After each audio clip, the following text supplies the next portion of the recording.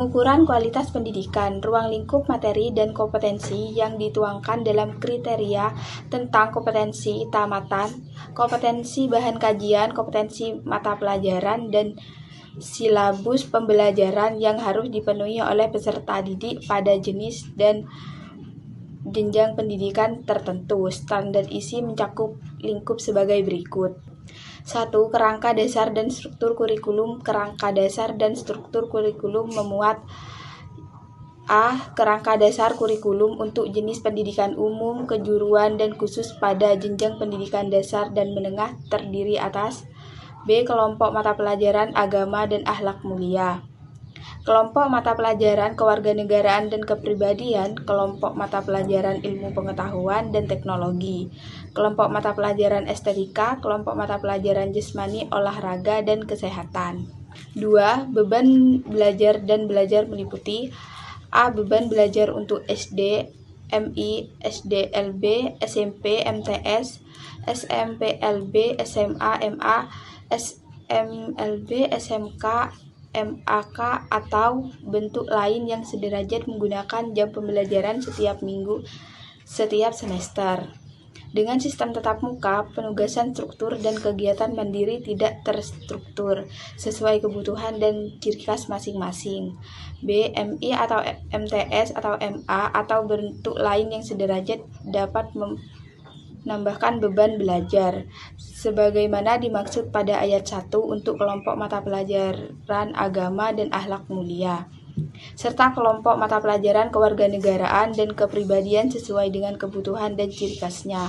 3. Kurikulum tingkat satuan pendidikan. Kurikulum tingkat satuan pendidikan adalah kurikulum operasional yang dibuat oleh tim yang dipimpin oleh kepala madrasah atau sekolah bersama dewan guru, karyawan, perwakilan pengguna pendidikan pada masing-masing satuan pendidikan yang disusun berdasarkan kurikulum nasional. 4. Kalender pendidikan atau akademik. Kalender pendidikan memuat ketentuan sebagai berikut. A. Permulaan tahun ajaran, minggu efektif belajar, waktu pembelajaran efektif, dan hari libur. Sedangkan yang ke B, hari libur sebagaimana dimaksud pada ayat 1 dapat dibentuk jeda tengah semester selama-lamanya 1 minggu dan jeda antara semester. C. Kalender pendidikan atau akademik sebagaimana dimaksud pada ayat D. Untuk setiap satuan pendidikan diatur lebih lanjut dengan peraturan materi.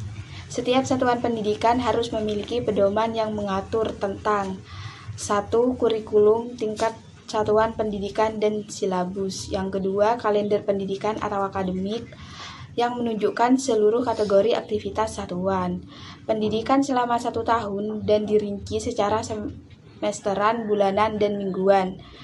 3. Struktur organisasi satuan pendidikan. Yang keempat, pembagian tugas di antara pendidikan. Yang kelima, pembagian tugas di antara tenaga pendidikan.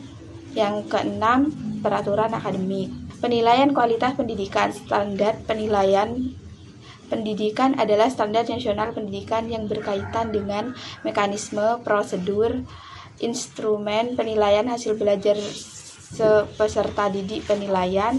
Pendidikan pada jenjang pendidikan dasar dan menengah terdiri atas: yang pertama, penilaian hasil belajar oleh pendidik. Yang kedua, penilaian hasil belajar oleh satuan pendidikan. Dan yang terakhir, penilaian hasil belajar oleh pemerintah.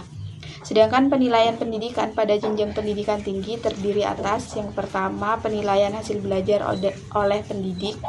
Dan yang kedua, penilaian hasil belajar oleh satuan pendidikan tinggi. Sekian presentasi dari kami, kurang lebihnya mohon maaf. Wassalamualaikum warahmatullahi wabarakatuh.